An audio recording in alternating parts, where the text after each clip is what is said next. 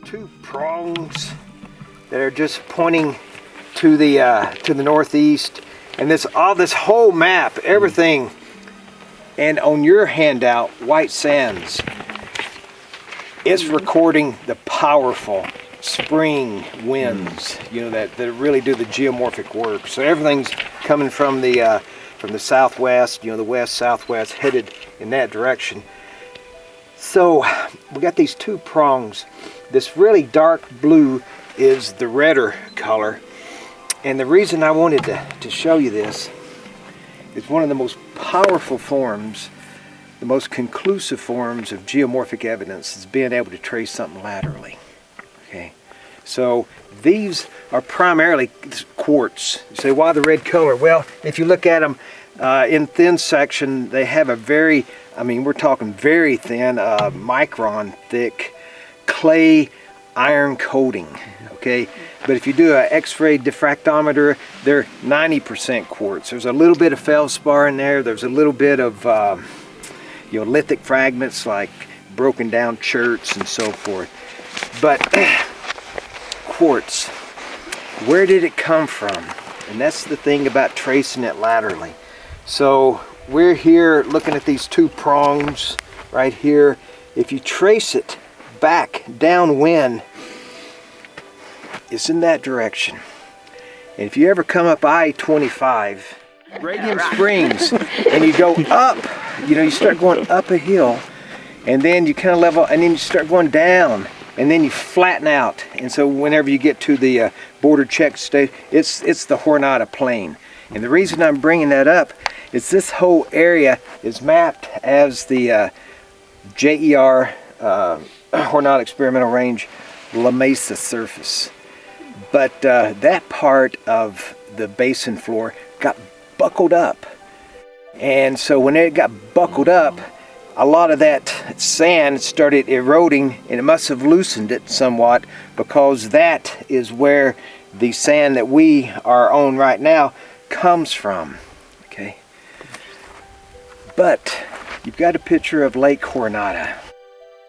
So Lake Jornada, so this giant basin floor is time transgressive, it's diachronous, it's not all the same age.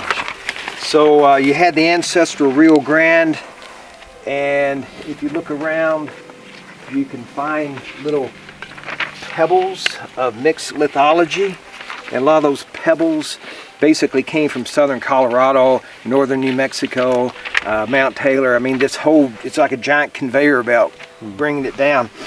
So this was all a fluvial fan, not an alluvial fan, but a fluvial is hooked to the ancestral Rio Grande, so it sweeps out, puts sediment over here, that's no longer the topographic low, so now it sweeps out, puts sediment over here, that's no longer the topographic low over here, and it just goes back and forth like a giant delta almost, filling up this basin. Okay, the next site that you're going to go to, dug down, it goes down to the ancestral Rio Grande. So you got those river pebbles right at the base of that pit. And that next site, it gets buried with alluvium coming off the Doñanas. Okay. We're away from the Doñanas, but we get this Aeolian material coming in. Well, the basin's still pulling apart. The topography that you see are faults. I mean, this, you know, this is still grobbing. You got normal faults. This basin's pulling apart, and so at Southwell, whenever you're coming in, if you were to turn and drive that road 1 mile, which I did this morning before I came, or if we were to drive anywhere a mile, we'd hit this. The road turns white. And the road is littered with that. Okay, that is a stage 5 petrocalcic horizon. Okay, it takes a long time to develop that. You'll see in this pit there is no stage 5, and that was curious to Leland Guile, who initially dug all these pits. Why is there so much? And being a function of age, why is that so much older? Just a mile to the west than this. this was a lake, was his conclusion. It was underwater. And you'll see at the bottom of that pit, gypsum, but selenite crystals, huge selenite crystals that form in an aquatic environment, like a desiccating lake. You get those crystals that big. So you had this lake at the bottom of the pit, and that lake persisted maybe from 1 million years to 300,000 years, okay? It desiccates probably because the Rio Grande is down cutting, and the Rio Grande controls the elevation of the water table. So it's like a giant drainage ditch. So as the Rio Grande down cut, the whole regional water table went down with it, and that was probably the reason Lake Jornada desiccated. Okay, but on that lacustrine material, as you'll see, there was a good soil that formed, nothing like that, but still a lot of carbonate. Then something happened, and I don't know if it was tectonic and it got uplifted.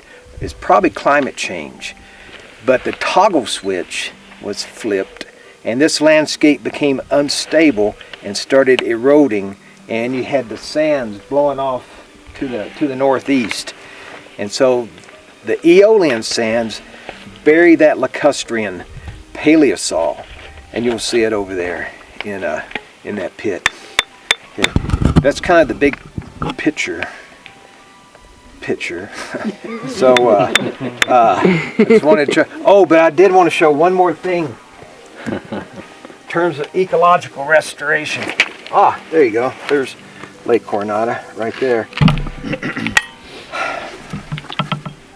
So I have a question. Yes, sir. More or less, how long ago the Lake Jornada was no longer a lake? We can only say that based on the amount of calcium carbonate formation, 300,000 years. Yeah. Quite some time. Yeah. And the other thing, if anybody's from the Midwest, upper Midwest, or anywhere in the world, we talk about glacial, interglacial cycles. And they're about 100,000 years apart, okay? So during the last glacial maximum, for example, the southwestern United States, the Great Salt Lake, lakes all over the place were full. Lake Otero was at the rim 20,000 years ago. Then we hit the Holocene, everything dries up. But if you go back, so we're in this interglacial. You go back to the last interglacial, then there was a lot of erosion, sedimentation like now, and then you go back into the other ice age, it stabilizes, soils form, and then you go back into the interglacial before that, the landscape comes unstable and so forth. So that's what it's based, that 300,000 year is what it's based on. Yeah. But more recently, what's interesting is whenever Lee dug these pits, and here's this is just a pit that was buried mid-90s. The mid-90s. Look at all the grass. And now look at it. I mean, find a blade of grass anywhere. So is it Tobosa? No, it's black ground. It's black ground? Yeah. Wow. Here we go. Over here. Yeah. So, and the mid-90s, man, you can ask Connie, that wasn't that long ago. It wasn't. That was just Yeah. years ago. You're right. I don't know. I couldn't buy alcohol back then. Yeah. So, but if you look at this landscape, man, it is really, yeah, the mesquite being buried, they like it. You know, those stems send out roots. You know, they're adventitious, I think is the word, like a grapevine. You put soil on the grapevine, bend it, it send out roots. There's some plants that send out roots when buried. This is one. So it just grows up, and some of these coppice dunes are huge. And if you could get a giant leaf blower and blow that sand out, you're looking at a tree. And if you were to drive from here to like Corpus Christi, you'll see the same species get bigger and bigger, turn into trees. With some of these mesquite out here, they're trees, they're just buried trees. Okay. I have a Yeah. question. Yes. I'm a pretty soil newbie. Aeolian. Is that wind related? it So is. it's when It's you're talking about sediment that's been moved by wind? All of this has been moved by wind. Okay. And it's still being moved by wind. Yes. Yeah. And the big particles, not so much. They form a lag layer. But, yeah. Require bigger wind. Yes. And in terms of the geomorphology here, Yeah. Yes, sir. Bigger wind. we see all this little micro topography done probably by wind trapping. The mesquite is trapping sediment. Uh-huh. So this micro topography is less than 100 year old. Something Yeah. to do with that. Two forms of evidence.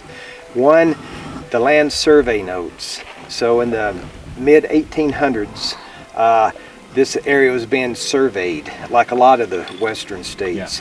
So every square mile, they would make an observation. And all of that historic information is in Santa Fe archived. And so people would go up there, the Jornada scientists would go up there, and they would talk about grassland, smooth, so you have that evidence. Then you have the stratigraphic evidence. So the same system is on White Sands to the south, Fort Bliss. You have this very similar, coppice dune.